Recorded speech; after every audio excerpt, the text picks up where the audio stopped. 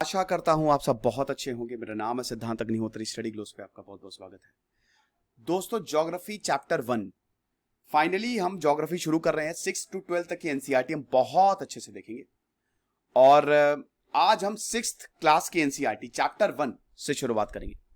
Geography थोड़ा सा tough subject आपको लगता होगा, लेकिन जब मैं पढ़ाऊंगा आपको बहुत, ये मैं आपको यकीन दिलाता हूं कि 12वीं तक जब एनसीईआरटी खत्म होगी, आज ज्योग्राफी आपको इतनी अच्छी लगेगी कि ज्योग्राफी एक इंटरडिसिप्लिनरी सब्जेक्ट है। ज्योग्राफी से पॉलिटिक्स चेंज होती है, ज्योग्राफी से एग्रीकल्चर चेंज होता है, ज्योग्राफी से इकोनॉमी चेंज होती है, ज्योग्राफी से हिस्ट्री चेंज होती है। यस, तो हम ज्योग्राफी की बात करेंगे। देखिए, शुरुआत के 8th तक जो चैप्टर्स हैं वो बहुत ज्यादा बड़े नहीं है, वो बेसिक हैं। 9th 10th के ठीक ठाक है, 11th 12th के शानदार हैं।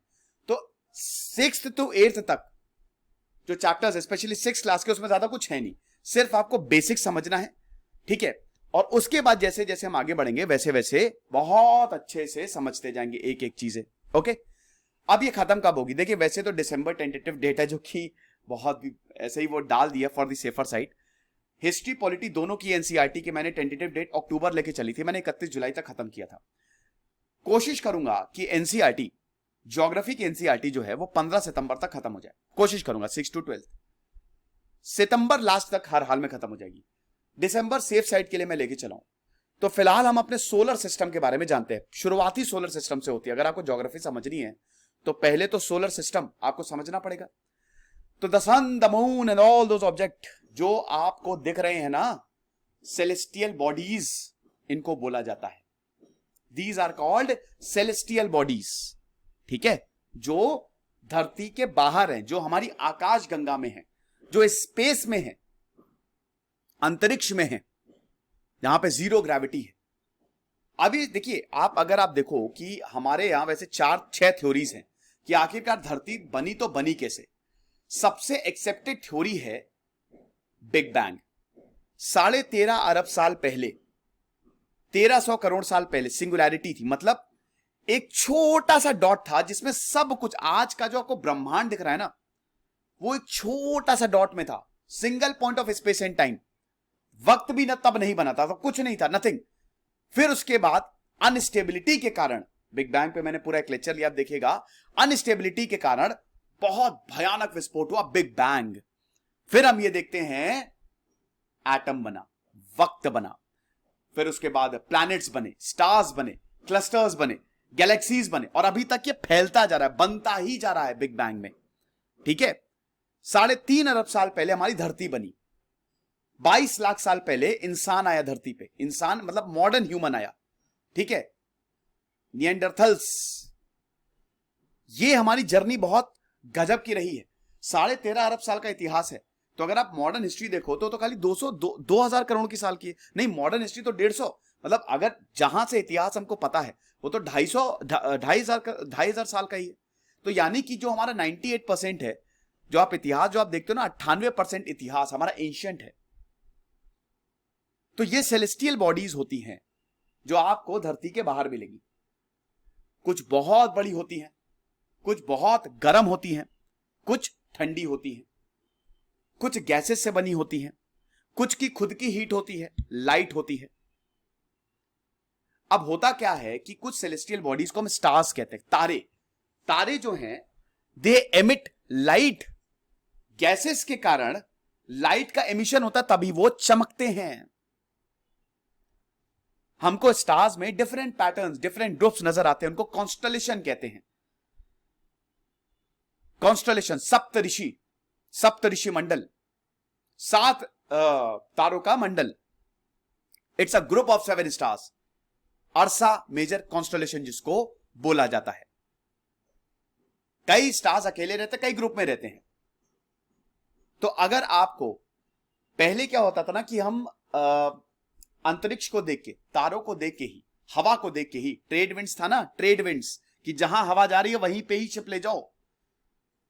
हवा, देखिए, अगर हवा का डायरेक्शन मतलब क्या है कि जब बारिश होती है, ठीक है, मतलब जब the wind flows from sea to land monsoons में, यानी कि जाहिर सी बात है, जब हवा सी टू लैंड, यानी कि ये जो नाविक निकलते थे, नाविकों ने, जो जितने भी हैं, ये क्रिस्टोफर कोलंबस हो गए, मैगलन हो गए, कैप्टन कुक हो गए, वास्को डगामा हो गए, इन्होंने मैपिंग की। भाई, ज्योग्राफी एक्चुअली में इन्होंने तो बनाई।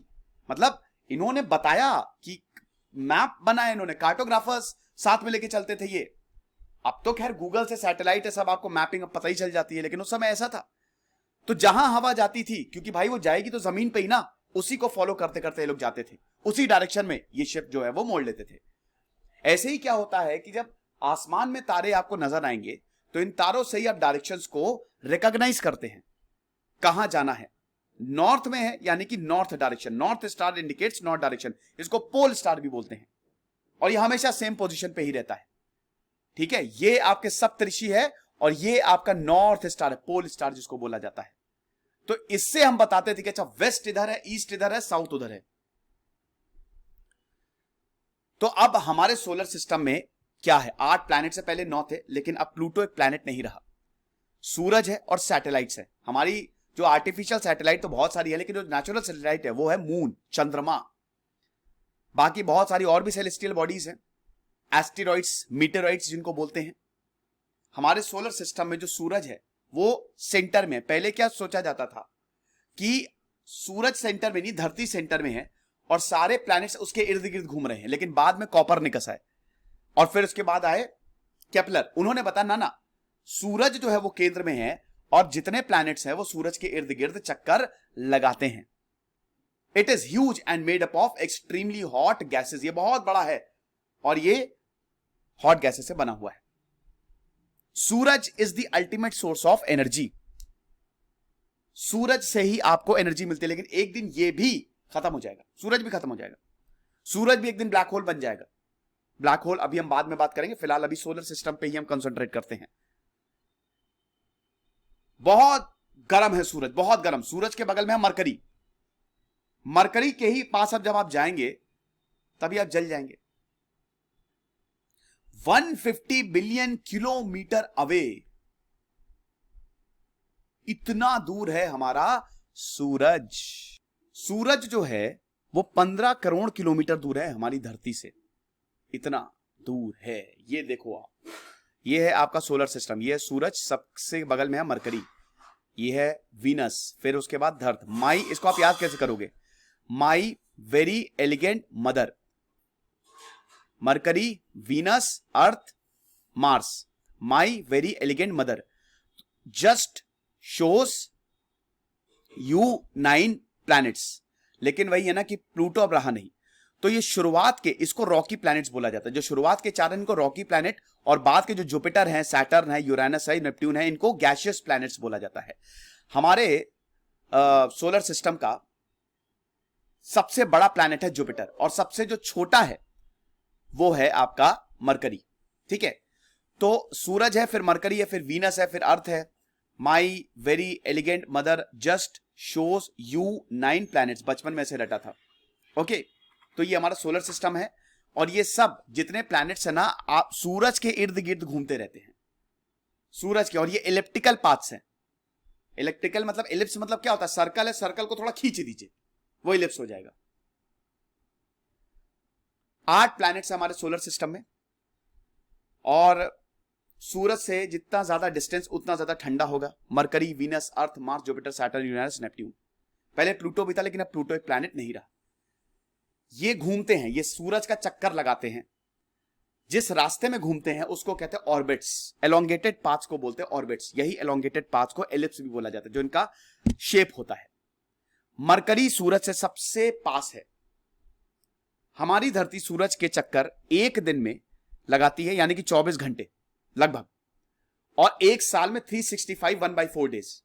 इसीलिए हर 4 साल बाद लीप ईयर होता है। 365 1/4 प्लस 1/4 प्लस 1/4 प्लस 1/4, 4 साल होगा ना। 4 साल मतलब 365 प्लस 1/4 प्लस 365 1/4, 365 1/4, 365 1/4। 365 को कॉमन ले लीजिए, 1/4 plus 1/4 plus 1/4 plus 1/4 is equal to 1। तो 366 डेज हो गए हर 4 साल में, इसीलिए एक दिन एक्स्ट्रा होता है। तो हर फरवरी में लीप ईयर 29 दिन होते हैं। वैसे फरवरी में 27-28 होंगे ना, लेकिन 4 साल बाद वो 29 होगा। अब 2024 में लीप ईयर पड़ेगा। तो मरकरी सबसे पास है। अब क्योंकि मरकरी सबसे पास है तो भाई जाहिर सी बात है ना, जो सबसे पास होगा वो तेजी से चक्कर लगाएगा। एक राउंड 88 दिन में वो कंप्लीट करता है ऑर्बिट के। और जो धरती है, अर्थ है, अर्थ एक राउंड जो है वो 365 दिन लेती है। भाई जाहिर सी बात है ना कि आप एक बात बताओ कि जैसे आप हो, एक आदमी है, आप उसके इर्द गिर्द चक्कर काट रहे हो, अब आप उस आदमी के बहुत पास हो तो जाहिर सी बात है चक्कर जल्दी से काटोगे, लेकिन जैसे जैसे आप दूर होते जाओगे आपको टाइम लगेगा पूरा चक्कर काटने में। तो इसीलिए मरकरी जो है वो एक ऑर्बिट मतलब एक रेवोल्यूशन जो है वो आप समझिए कि 88 दिन में पूरा करता है, और धरती जो है वो 365 दिन लेती है, एक साल पूरा का पूरा, जिसको बोलते हैं। वीनस को अर्थ का ट्विन बोला जाता है क्योंकि शेप और साइज बहुत ज्यादा सिमिलर है। प्लूटो को भी वही 2006 तक तो प्लूटो को प्लैनेट ही बोला जाता था, लेकिन फिर इंटरनेशनल एस्ट्रोनॉमिकल यूनियन ने बोला कि Pluto it's not a planet, ठीक है, इसको ड्वार्फ प्लैनेट्स में हम रखेंगे, ठीक है। धरती की बात करें तो third nearest planet to the sun है और फिफ्थ लार्जेस्ट प्लैनेट है, और इसका जो शेप है गियोइड मतलब होता है अर्थ लाइक शेप, थोड़ा पोल्स पे फ्लैट है। हम इसको अभी जब आगे पढ़ेंगे, आगे जब चैप्टर 2 चैप्टर 3 देखेंगे तब बताएंगे। पोल्स पे थोड़ा सा फ्लैट है भाई, poles north pole south pole, earth का भी डिवीजन है नॉर्दर्न हेमिस्फीयर, मतलब ऊपर वाला अर्थ एक स्फीयर है। स्फीयर क्या होता है सर? स्फीयर सर्कल होता है, सर्कल का 3D वर्जन, 3 डायमेंशन में उसको स्फीयर बोलते हैं। तो एक ऊपर वाला स्फीयर होगा, मतलब स्फीयर को जब आप काटोगे, जैसे एक पूरा स्फीयर उसको काटोगे तो हेमी स्फीयर हो जाएगा, आधा स्फीयर। तो अगर धरती के ऊपर वाला जाओगे, ऊपर वाला हिस्सा, तो वो नॉर्थ में अगर जाओगे तो नॉर्दर्न हेमिस्फीयर है, साउथ में जाओगे साउदर्न हेमिस्फीयर है, यानी कि अर्थ 2 पार्ट में बटा है। एक इक्वेटर है 0 डिग्री पे, इक्वेटर के ऊपर वाला है मतलब पूरा स्फीयर है, बीच में इक्वेटर काटती है, और ऊपर वाला है नॉर्थ साइड का नॉर्दर्न हेमिस्फीयर, और नीचे वाला southern hemisphere, south north south, okay, ये चीज है भाई। धरती पे कंडीशंस ऐसी हैं कि लाइट को सपोर्ट करेंगी वो। अर्थ ना ही बहुत गर्म है ना ही बहुत ठंडा है, पानी आपको मिलेगा, हवा आपको मिलेगी। It is very much essential for our survival. फिर चंदा मामा दूर के चने पकाए पूर के, ऐसे ही था ना कुछ गाना, चंदा मामा। भाई चांदनी रात तो आजकल हम एंजॉय नहीं कर पाते हैं, पूर्णिमा का चांद कहां एंजॉय कर पाते हैं, लेकिन किसी दिन एंजॉय करके देखो, मजा आ जाएगा। मजा आया, और ये मजा मैं सबको देना चाहता हूं। तो अर्थ की एक ही सैटेलाइट है, मून, चंद्रमा। इसका जो डायमीटर है it is 1/4 of the earth, 25%, जो अर्थ का डायमीटर उसका 25% है ये, और ये बहुत पास है, 3,84,000 किलोमीटर दूर है हमसे, तो आप यहां पे जा भी सकते हैं। चंद्रमा है वो अर्थ का एक चक्कर लगभग 27 दिन में काटता है, ठीक है। देखिए जो प्लैनेट्स है ना, वो जैसे धरती है, धरती अपने एक्सिस के अराउंड भी घूम रही है और सन के अराउंड भी घूम रही है। अपने एक्सिस के जब अराउंड घूमती है वो, तो उसको कहते हैं रोटेशन, जो कि 24 घंटे में पूरा होता है, एक दिन, जिसकी वजह से दिन और रात होते हैं। और जब वो अपने ऑर्बिट के अराउंड घूमती है, सन के चक्कर पूरा कराती है, तो वो एक साल, जिसकी वजह से वेदर में चेंज होता है ना, जिसको कहते हैं रेवोल्यूशन। चंद्रमा ठंडा है लेकिन it's not favourable for life, mountains, plains, depression है। हमने चंद्रयान भेजा था ना, चंद्रयान 1 सफल था, 2 भी सफल रहा, लेकिन रोवर जो है वो प्रॉपर लैंड नहीं कर पाया। अब ये है हमारी मैनमेड सैटेलाइट्स, ये हम धरती से भेजते हैं, धरती से सैटेलाइट्स को भेजा जाता है। आज जो आप फोन पे बात कर पा रहे हैं, नेट का यूज कर पा रहे हैं, गूगल मैप यूज कर पा रहे हैं, टीवी देख पा रहे हैं, it is because of satellites. फिर आपके एस्टेरॉइड्स आते हैं। एस्टेरॉइड वो हैं, वो ये बेचारे आवारा हैं, आवारा हूं इस तरीके के। जब बिग बैंग हुआ तो प्लैनेट नहीं बन पाए, बनना बहुत चाह रहे थे लेकिन ये बन नहीं पाए। तो ये टाइनी बॉडीज होती हैं जो ये सन के इर्द गिर्द घूमती रहती हैं। मार्स और जुपिटर, नहीं मैं आपको बताता हूं, ये जुपिटर और सैटर्न के इधर पे, मतलब मार्स और जुपिटर की ये एस्टेरॉइड बेल्ट है, यहां पे ढेर सारे, देख रहे हो ना, इतने सारे आपको एस्टेरॉइड्स मिलेंगे। अब इसमें कुछ बिग एस्टेरॉइड्स होते हैं, कुछ स्मॉल एस्टेरॉइड्स होते हैं। एस्टेरॉइड पे मैंने वैसे बहुत सारे लेक्चर्स दिए हैं, ठीक है। तो ये प्लैनेट बन नहीं पाए बेचारे, बनना बहुत चाह रहे थे लेकिन अनफॉर्चुनेटली इनकी किस्मत इतनी अच्छी नहीं रही। तो मार्स और जुपिटर के बीच में एस्टेरॉइड्स आपको मिलेंगे। कुछ लोग बोलते हैं कि एस्टेरॉइड प्लैनेट्स का ही पार्ट थे लेकिन टूट के उससे अलग हो गए, और ये अभी घूमते ही रहते हैं, घूमते ही रहते हैं, घूमते ही रहते हैं। मीटेराइट्स भी अगेन ये छोटी छोटी पीसेस ऑफ रॉक्स होती हैं। मैंने बताया ना, शुरुआत के 4 प्लैनेट जो हैं they are called rocky planets. अब ये कभी टूट के, कभी एस्टेरॉइड से टूट के अलग हो गई, कभी किसी से टूट के अलग हो गई। तो these are the small pieces of rocks और जब इसको टूटता तारा बोलते हैं ना, आता है ना मीटेरॉइड, ओहो क्या है टूटता तारा, हर हर हर दिन धरती पे लाखों मीटियोर्स आते रहते हैं। बहुत सारे मीटियोर्स तो हवा में ही जल जाते हैं, लेकिन कुछ आते हैं। जैसे ही ये बहुत तेजी से धरती के एटमॉस्फेयर में आएंगे, फ्रिक्शन होगा ना, अर्थ का एटमॉस्फेयर अलग है, गैसेस से इंटरैक्ट करेंगे, तुरंत हीट होंगे ये, तभी हमको शाइन देखने को मिलता है, जिसको हम टूटता तारा कहते हैं, फ्लैश ऑफ लाइट। ठीक है, और उसके बाद दे फॉल्स ऑन अर्थ। कई बार मीटियोर कुछ बड़े होते हैं, कई बार एस्टेरॉइड, जैसे उल्का पिंड एस्टेरॉइड को हिंदी में बोलते हैं, जैसे जो डायनासोर का खात्मा था वो एस्टेरॉइड के गिरने से हुआ था। अगर कोई बहुत बड़ा एस्टेरॉइड धरती पे गिर जाए तो धरती खत्म हो जाएगी। हालांकि अब नासा ने, जैसे डार्ट मिशन जो है ना, अगर कोई बहुत बड़ा एस्टेरॉइड आएगा तो एक रॉकेट छोड़ेंगे, वो एस्टेरॉइड से टकराएगा और उसका रास्ता बदल देगा, वो धरती पे आएगा ही नहीं। तो अब हमारे पास ऐसी टेक्नोलॉजी आ गई, ये आप देख सकते हैं। ये छोटा सा लेक्चर चैप्टर 1 क्लास 6 एनसीईआरटी, बहुत ही बेसिक से हम शुरू करेंगे और धीमे धीमे हाई लेवल पे चलेंगे, और आपको बहुत ज्यादा मजा आने वाला है, क्योंकि ज्योग्राफी मैं पढ़ाऊंगा। पेन का जो यूज है मैं कल से यूज करूंगा पेन का, और अच्छे से पढ़िए।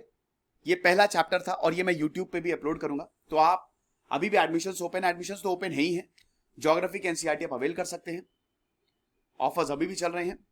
साथ ही साथ अगर आप कंबाइंड एनसीईआरटी पॉलिटी हिस्ट्री की कंप्लीट हो चुकी है और ज्योग्राफी का अवेल करना चाहते हैं, वो भी करिए। Thank you so much.